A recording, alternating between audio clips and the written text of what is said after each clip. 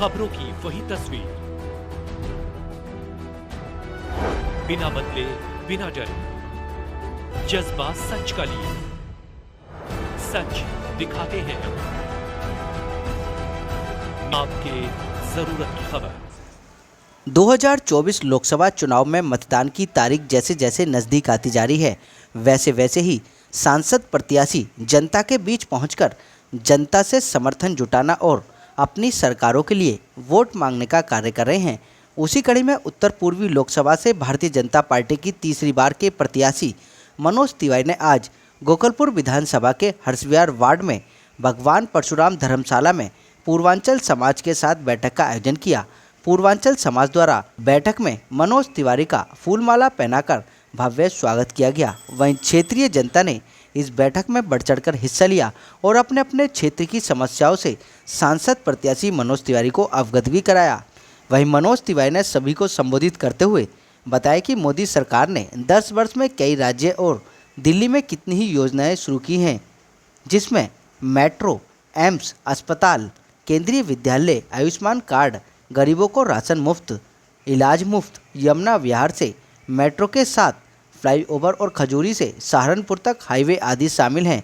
उन्होंने तीसरी बार पूर्ण बहुमत से विजयी बनाने और मोदी जी को तीसरी बार प्रधानमंत्री बनाने की अपील की और नारा भी दिया, अब की बार 400 पार। इस पूरी बैठक को लेकर सांसद मनोज तिवारी ने क्या कुछ कहा, आप खुद सुन लीजिए हमारे संवाददाता की इस रिपोर्ट में। सभी समाजों से मुलाकात हो रही है।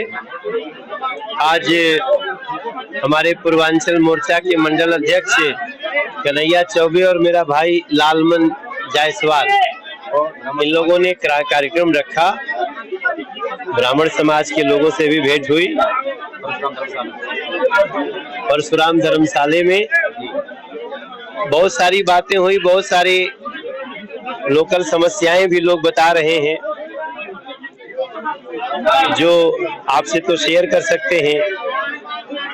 जो अरविंद केजरीवाल जी की असफलता है वो कई बार हम लोगों को भी सुनने को मिलता है, मगर लोग समझदारी से अपनी बात रख रहे हैं। मोदी जी को प्रधानमंत्री बनाने के लिए विश्वास है, मगर इनके बहुत सारे काम को अब हमें ओन करना है। मेरा पूरा विश्वास है कि अगले 5 साल में इन सारी समस्याओं का अंत कर देंगे। नहीं, यहाँ तो बड़ी विचित्र बातें सुनने में आ रही है। मीटर लगाने के लिए पैसे तक की डिमांड हो रही है। तो अब हम तो यही प्रार्थना करेंगे कि यही समय है, सही समय है, मोदी जी को प्रधानमंत्री बनाइए और दिल्ली में भी डबल इंजन की सरकार लाइए। और मैं आपसे विश्वास के साथ कह सकता हूं कि ऐसा होते ही हम अगले 5 साल में हर्ष विहार सहित पूरे दिल्ली की दशा और दिशा बदल देंगे। सबसे मेरा प्रार्थना है और सब लोग वोट करेंगे। देखो, सबसे बड़ी जरूरी बात है संवाद। हम लोग आपस में बैठे हैं, बातचीत हो रही है और हमारा विश्वास है कि अगले 5 साल में इस हर्ष विहार की इन समस्याओं का भी निवारण करेंगे। जैसे मेट्रो ला के किया, जैसे सिग्नेचर ब्रिज बना के किया, जैसे सेंट्रल स्कूल बना के किया, जैसे शास्त्री पार्क का चौराहा बना के किया, इसका भी निदान हम अगले 5 साल में अब गलियों में घुसेंगे और लोगों को खुशियां देंगे। सांसद जी ने आज पूर्वांचल समाज के साथ अपना संवाद किया और एक पार्लियामेंट के बारे में सांसद का क्या दायित्व होता है, क्या कर्तव्य होता है, उसके बारे में लोगों को बोध कराया। क्योंकि लोगों को जानकारी नहीं है कि लोकल समस्याओं का समाधान करने का अधिकार किसका है और संसद में बैठे हुए सांसद का जनता के प्रति क्या दायित्व है। पहले तो मैं आप सभी को जय श्री राम कह रहा हूँ। वातावरण तो यहाँ आपने देख ही लिया है कि कितना यहाँ था। सांसद जी ने कुछ बातें भी किए हैं जो यहाँ आम पब्लिक की समस्या थी, हर एक बारीकी से उनको सुना है। अब किन्होंने कहा है कि यहाँ मीटर नहीं लग रहे, पीछे मीटर का काम इनका नहीं था, लेकिन फिर भी उन्होंने वादा करके गए कि मीटर लगवाएंगे। और सांसद जी ने एक यहाँ पे बहुत बड़ा जल भराव हो रहा है, बहुत समस्या थी, लेकिन यहाँ के लोग विधायक जो है उनका काम है ये करना। लेकिन अब सांसद जी ने उनका भी निवारण के लिए बोल के गए हैं कि ये भराव जो है, पानी भराव, इसको भी मैं देख लूंगा। ऐसी कई सारी समस्याएं हैं जो आम पब्लिक ने यहाँ बताया है और सांसद जी उसको लेके गए हैं। अब जब तक यहाँ की पब्लिक सांसद जी को जिताएगी नहीं, मोदी जी को जिताएगी नहीं, तो काम कैसे होगा पूरा। तो ये चीजें बहुत जरूरी है। आम पब्लिक को भी समझना चाहिए कि वोट कहाँ देना है।